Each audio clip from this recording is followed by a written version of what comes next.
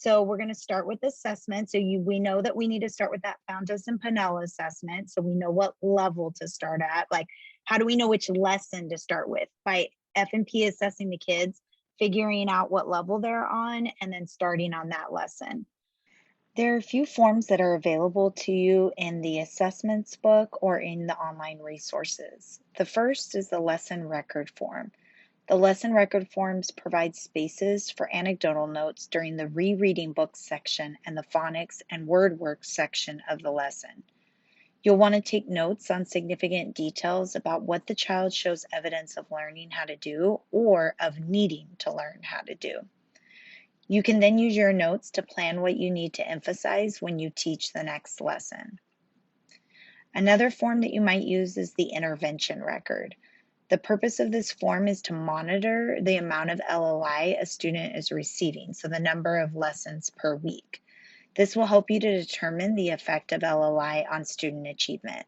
If a student is missing a lot of lessons, it will help to explain why you do not see growth in the student's reading level.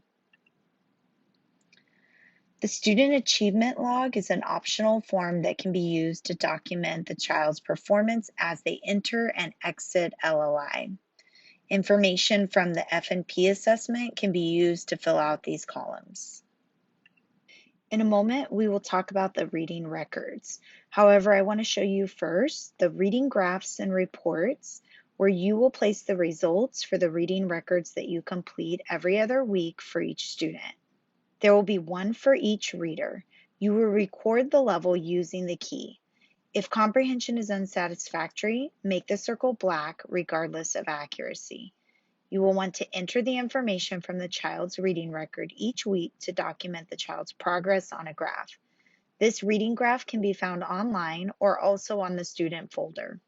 So the reading records. So a couple things about the reading records. So first of all, this is probably the most important assessment that you will do. If you have one of these, the F&P calculators, awesome. If you don't, I really suggest you try to find one at your site because this makes life a lot easier. And make sure that you pre-print all of these. So the materials you're going to need for these progress monitoring assessments, remember that the progress monitoring we do on the, do you remember, odd or even lesson? Even. Even, good. So odd lesson, we introduce the book. Even lesson, you do a progress monitoring assessment on it. And then, and you're going to do one student per even lesson. So it takes you about 2 weeks to get through the students if you were keeping up with the lessons at one a day. What you're going to want to do is you're going to want to familiarize yourself with the coding and scoring errors. So what I would say about this is that this really takes practice. It's not something that you just memorize right away. So what I'm going to do right now is I'm just going to ask that you take 2 to 3 minutes to just kind of look through what these are. So you can see like accurate reading, it's just putting a check between each word. And for those of you that don't have a printout, I'm going to go ahead and open this document and share my screen so that you can take a look at it. So you can see on this document what it is, what the behavior is, and what you're going to do. So like, for instance, the accurate reading, if a student reads it correctly, you're going to put a check above the word as you're reading. If the student substitutes a word, like they say one instead of own, you would put a line above it and then write the word one. It's important that you write the error so that you know what it was the students did. So go ahead and take 2 minutes now, and I want you to look through that coding and scoring list.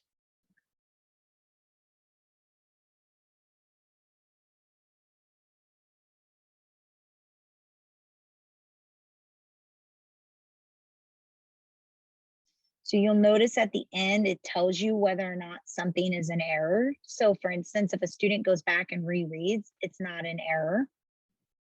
If they go back and they reread and they correct a word, it's not an error. It's just a self-correct. If you say you try it and they go back and try it, it's not an error. If they sound out the word and then say it, it's not an error. Okay, give me a thumbs up if you're good to go. If you need more time, give me a thumbs down. I have a que- I have a Yeah, go for it, question. Amy. Yeah, So, so I'm looking at a couple of things. One is that you try it. If they read the wrong, like if they read it wrong, it is an error though, right? If they correct. go back and try it, then it has to be an error. Or if you Yes. tell them, if you tell them it is an error as well. Yeah. Okay. Yeah. So if you tell them the word, it's an error. They say, like, don't let them wait more than 3 seconds. After 3 seconds, go ahead and tell them the word. Mhm. But if they say, like, I don't know that word, and you say, you try it, and then they say it right, it's not an error. But if they say it wrong, it is an error. Yeah. Okay. Okay. Were there any other questions on these codings, these specific errors? For those that have done running records, this is familiar, but just different systems have different ways of coding. So part of that is just practice and getting used to coding the way that they have you code. Okay.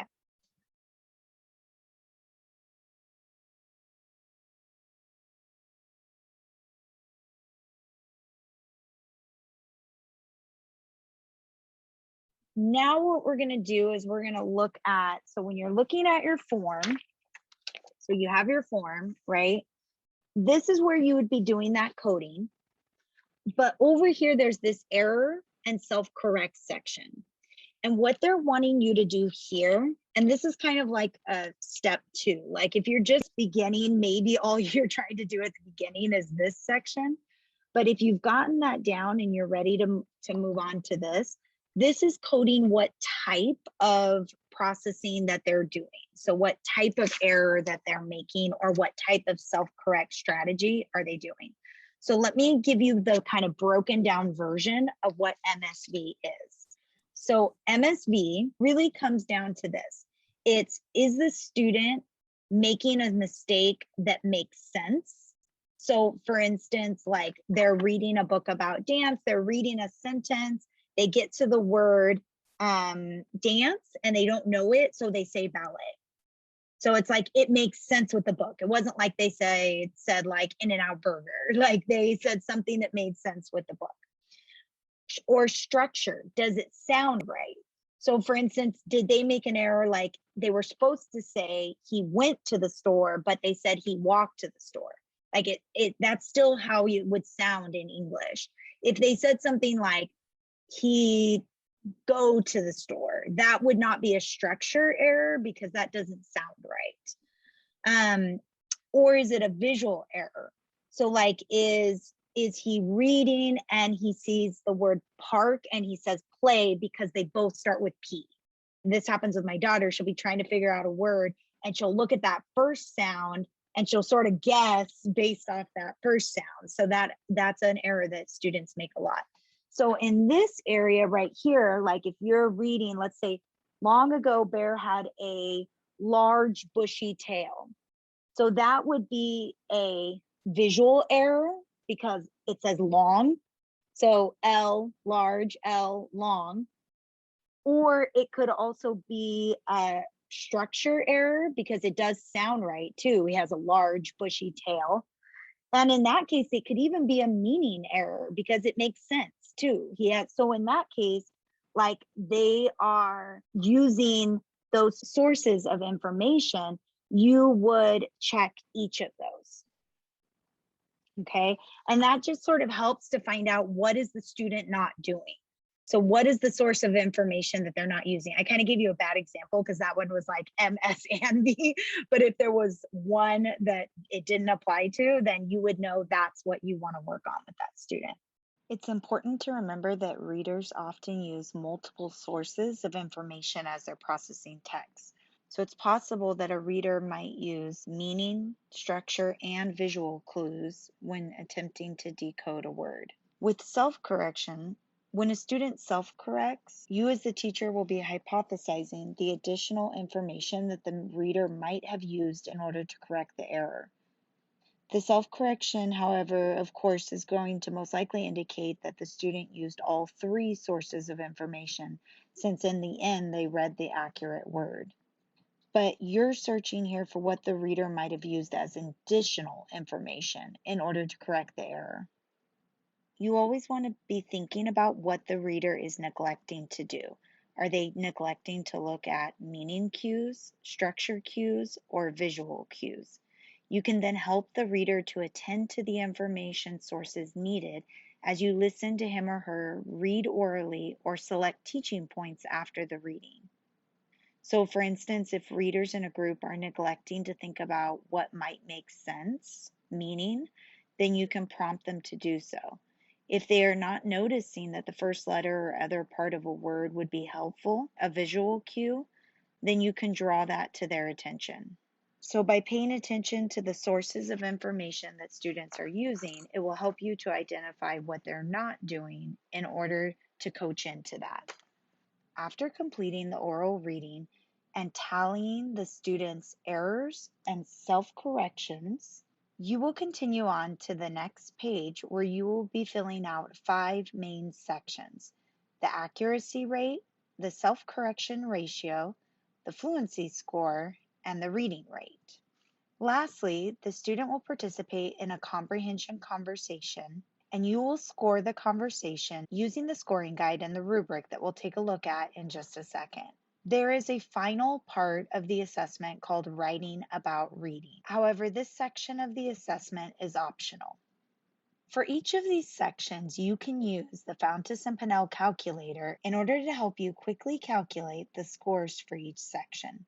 If you choose not to use the calculator, then for the accuracy rate, there's a chart to help you quickly figure the accuracy rate. The accuracy rate is the percentage of total words that the child has read correctly. Here you will find a chart to help you quickly figure out the accuracy rate by tallying the number of errors on the coded text and matching it to the percentage on the chart. If a student, for instance, has 5 to 7 errors, they would score a 98% accuracy rate.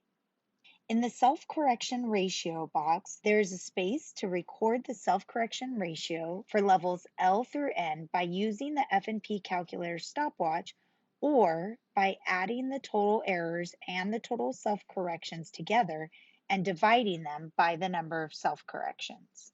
Next, in the fluency score, there's a 4-point 0 through 3 fluency scale and scoring key for evaluating fluency: the way that the reading sounds, including the phrasing, the intonation, pausing, stress, rate, and integration.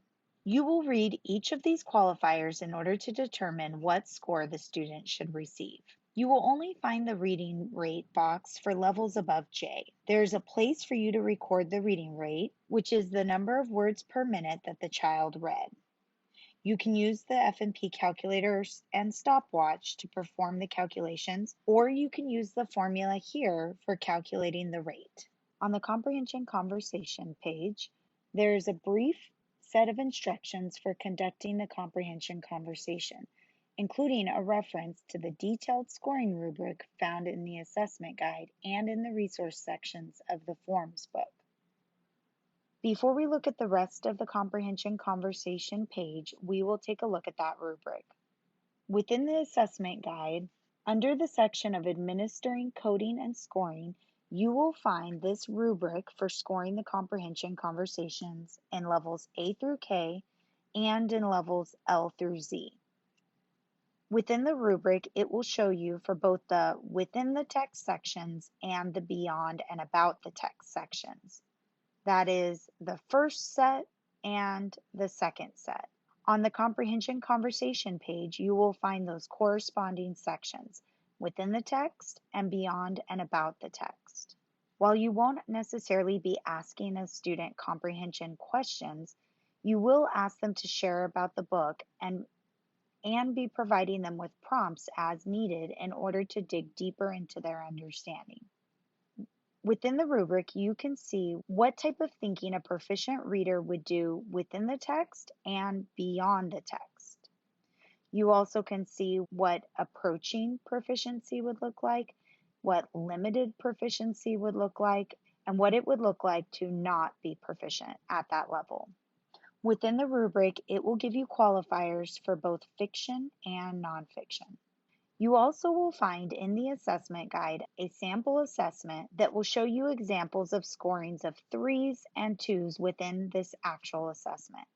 You can see what the teacher prompted and how the student responded and how those responses were scored. There's an example for level D or primary level books, as well as higher level books in this example of a level L. Let's go back to the comprehension conversation page. You'll notice here that there's a comprehension scoring key. This just gives you a very summarized and simplified guide as to what a 3, 2, 1, and 0 mean. As a reminder, though, you'll want to use the rubric in order to inform your decision about whether or not the student has shown proficiency or some other level of understanding. In this section, you'll see the key understandings that a proficient reader would share during the comprehension conversation. You'll also notice some sample prompts that you can ask the student in order to help you elicit key understandings that the reader may not have mentioned. In the key understandings section, there's a chart of important ideas or thinking that the reader should have gained from within the text. Essentially, were they getting the literal meaning by processing words and stating ideas? And also in the beyond the text, which would require a student to get implied meanings and synthesize information, and also to do thinking about the text, where they would be engaging in critical analysis and responding to the writer's crafts. You can also use this space to write notes about the understandings a child demonstrates. Oftentimes, I will highlight or underline key understandings that the student says that match up with the key understandings listed in the chart. Down at the bottom, there is a guide to the total score. Once you have scored the student, you will add up the scores and use this guide in order to determine if the child's comprehension is proficient, approaching proficiency, limited proficiency, or not proficient. Remember to use your assessment guide and specifically the section of administering, coding, and scoring in order to get a more detailed explanation about scoring the assessments. When you go into the online resources within the LLI system, you can click on General Resources and then scroll all the way down to Record Keeping and Communication. You'll notice there is a Comprehension Conversation Scoring Guidelines document. Click on that. Once it opens, it will also give you a brief explanation of how to score the assessment. In order for a book to be at a student's independent level for levels A through K, the child should be able to read it with 95 to 100% accuracy and comprehension that is proficient or approaching proficiency. For levels L through Z, in order for that level to be at a student's independent reading level, they will need 98 to 100% accuracy and need to score proficient or approaching proficiency for comprehension. A student can score instructional if their accuracy is 90 to 94% and their comprehension is proficient or approaching proficiency, or they can have limited proficiency in comprehension if their accuracy is 95 to 100%. Levels L and above. For levels L and above, instructional range is 95 to 97% accuracy and comprehension that is proficient or approaching proficiency, or 98 to 100% accuracy and comprehension that is limited in proficiency.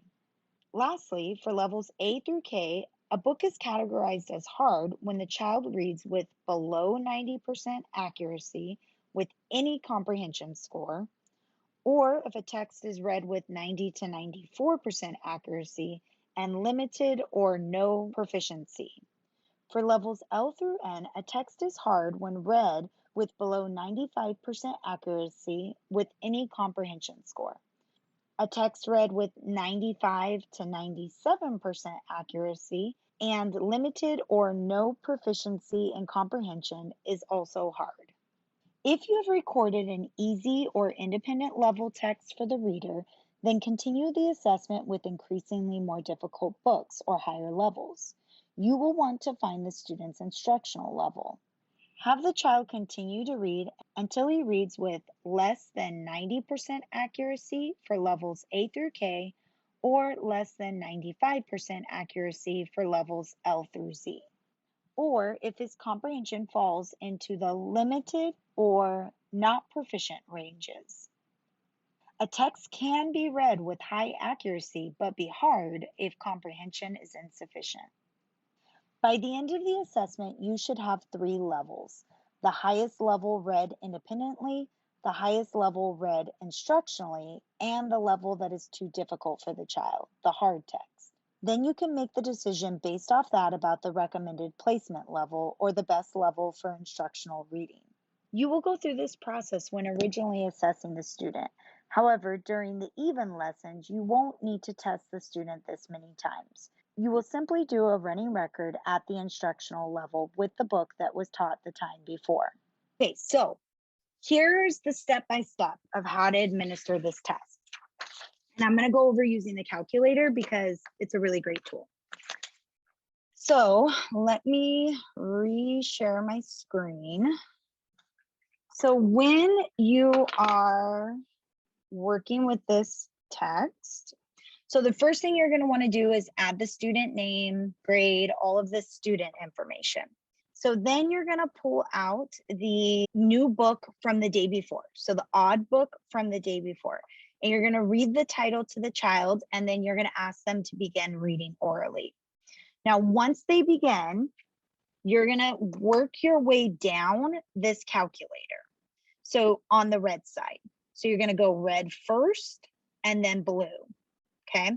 So you'll start your time while the student is reading. Let me turn it on. So you start the time while the student is reading, and then it's going to do the time.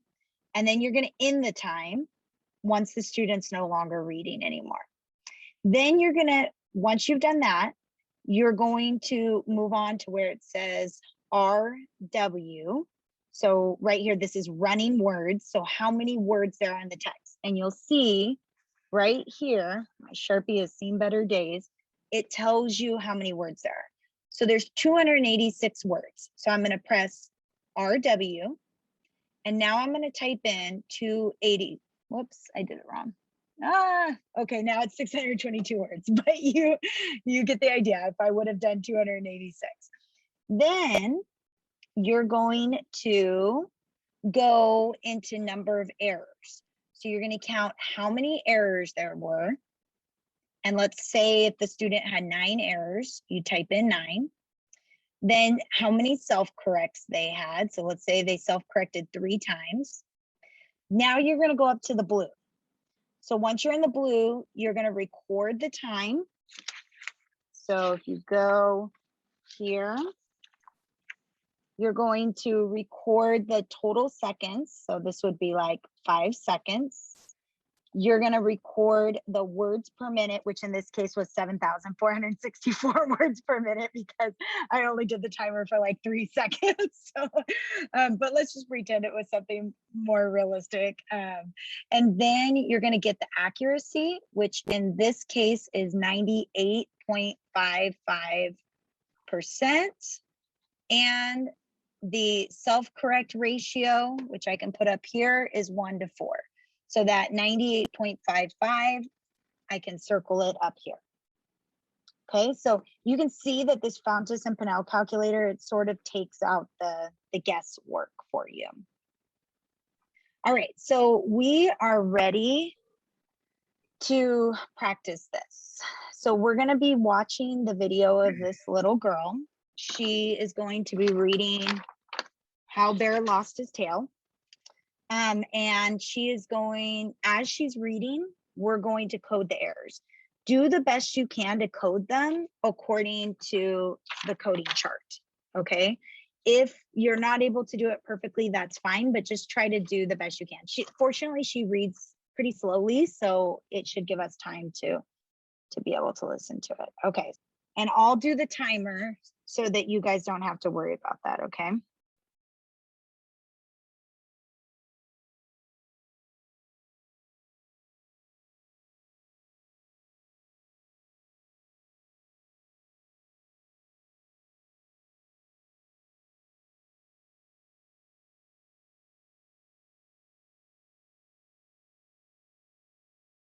As you listen to this student, apply what you've learned to coding, scoring, and analyzing this reading of the book. Tabulate errors and self-corrections, and record the accuracy rate and self-correction ratio. Finally, analyze the sources of information used in errors and self-corrections. Okay, how Bear lost his tail. Go ahead, you can read it. How Bear lost his tail. Long ago, Bear had a long, bushy tail. He was a poor of his tail that he showed it off to everyone. The other animals would say, "Bear, you have the most beautiful tail of all." This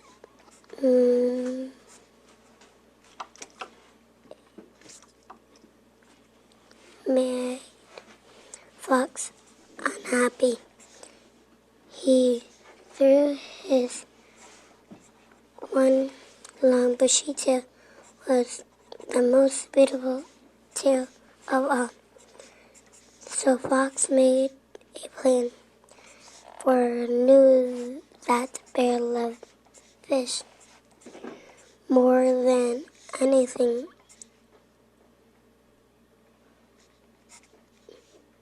Eel.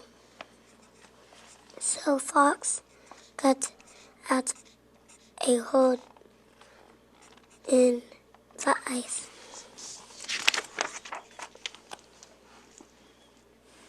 Fox finished all day long until he had a great big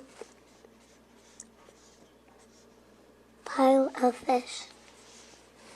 When he heard Bear coming, Fox hid the finished pole, dipping his tail into the cold, icy water. Just then Bear walked by the lake. He couldn't believe what he saw, a great big pile of fish. "Fox," he said, "how did you get all those beautiful fish?" "It was easy," said Fox. "I can't them with my tail. I'll show you, but let's find a new place for you. I think I can't catch all the fish here." So Fox led Bear to a different place. "I'll cut you a new hole.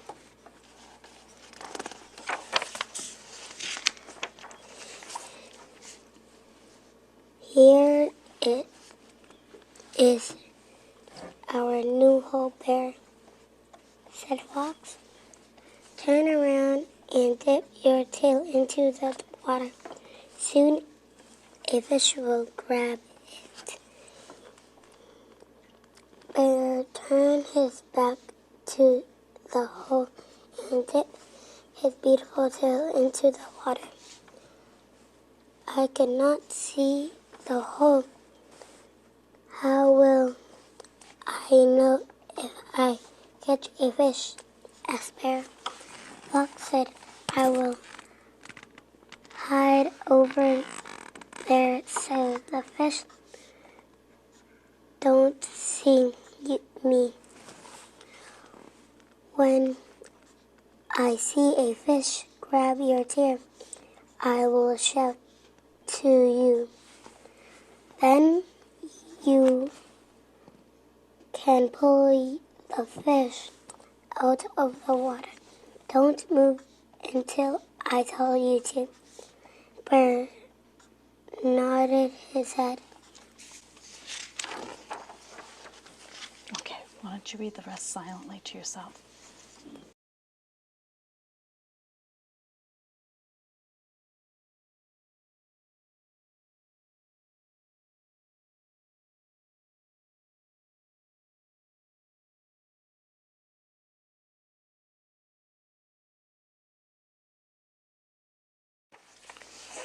Long ago, Bear had a long bushy tail. He was a poor of his tail that he showed it off to everyone. The other animals would say, Bear, you have the most beautiful tail of all. This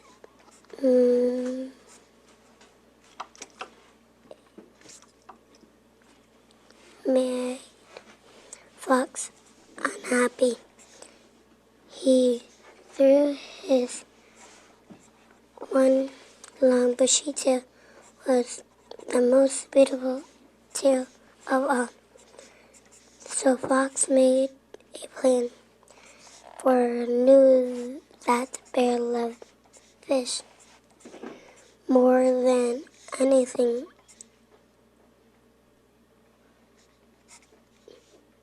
eel.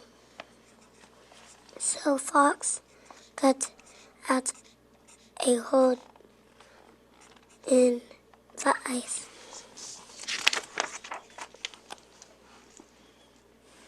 Fox finished all day long until he had a great big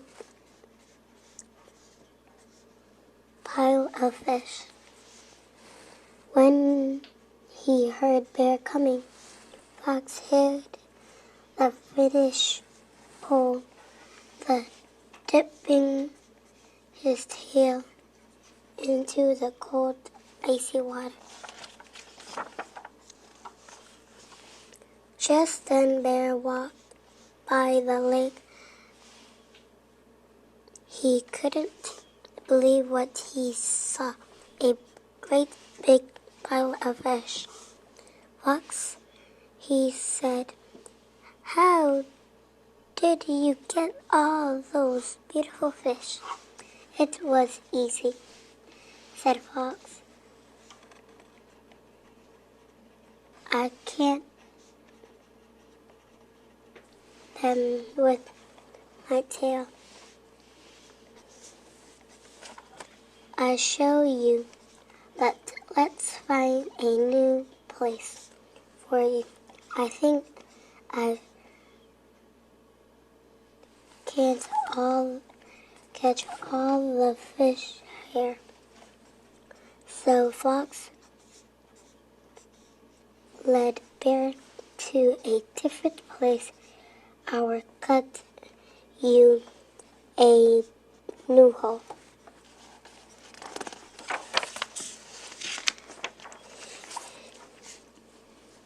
Here it is, our new hole, Bear, said Fox. Turn around and dip your tail into the water. Soon a fish will grab it. Bear turned his back to the hole and dipped his beautiful tail into the water. I cannot see the hole. How will I know if I catch a fish? Asked Bear. Fox said, I will hide over there so the fish don't see me. When I see a fish grab your tail, I will shout to you. Then you can pull the fish out of the water. Don't move until I tell you to. bear nodded his head.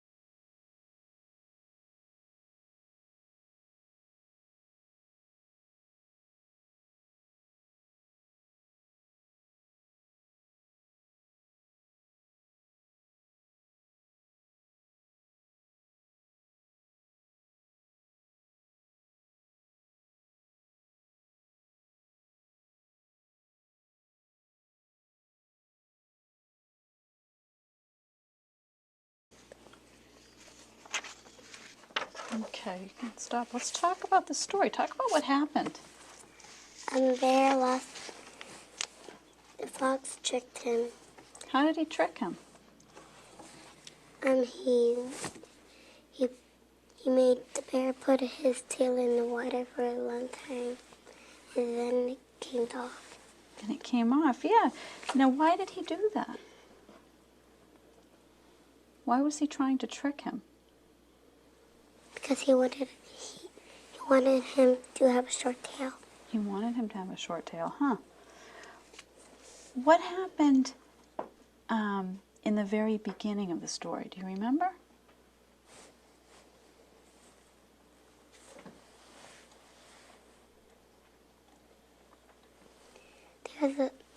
He had a plan, and he put some fish in a pile. Yeah, why did he do that? Because Bear liked to fish. Yeah, and then what did Bear do when he saw all those fish? He said, look at those beautiful fish. He wanted some too, didn't he? Yeah. So what did Fox do then? Then he told him to go with him and went to that other fish hole and told him to put his tail, and that's how he caught him. Yeah, so that's how he tricked him, huh? So he put his tail in the water, and then what was Bear hoping to happen when he put his tail in the water? To get a fish. Did it work? No.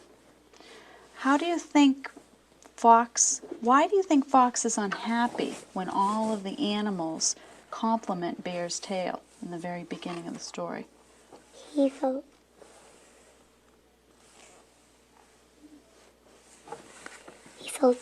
jealous. Oh, a little jealous, huh? How would you describe Fox? If you had to tell somebody what kind of a person Fox was, how would you describe Fox? I don't know. Would you want to be his friend? No. Why? Because he tricks. He tricks, doesn't he? Yeah, he's not a very good friend. Can you tell about your feelings about Bear? How do you feel about Bear? Sad. Why? Because he lost his tail. Yeah. Can you talk in this story? This story tries to explain how bears lost their tail. Because do real bears have long tails? No. No. Can you think of what else this book tries to explain?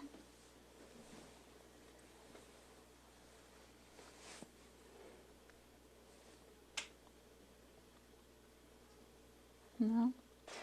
Okay, we're going to go back to a page that you've read. Okay, I want you to read this page, and I want you to make sure when you're reading it makes sense and goes with the story, okay? Try that part again, right here.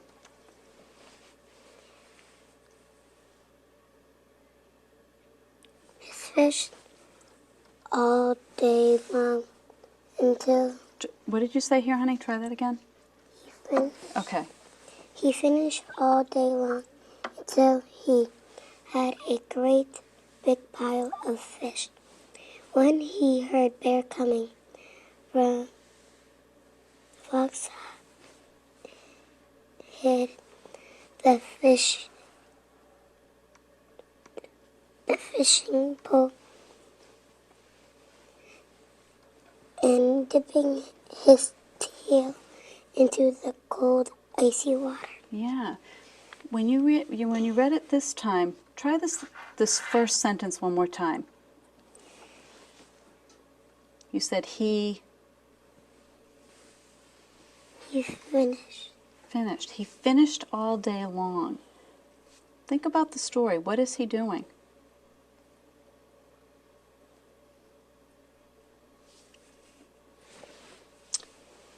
Could it be he fished all day long? Does that look right and make sense? Look at that part. Fished. Yeah. He fished all day long until he had a great big pile of fish. That's what Fox did, right? Mm-hmm. Okay. And then what happens? Read it again. When he heard Bear coming, Fox hid the fishing pole, you said, the fishing pole, and dipped his tail in the cold, icy water. Yeah, do you see his fishing pole right here? See, he fished all day long, got that big pile of fish so that Bear would see it. And then Bear would say, oh, where did you get all those fish? I'd like to fish too. So when you read, Kaylee, it has to make sense and go with the story. If it doesn't, you can always go back and fix it, okay?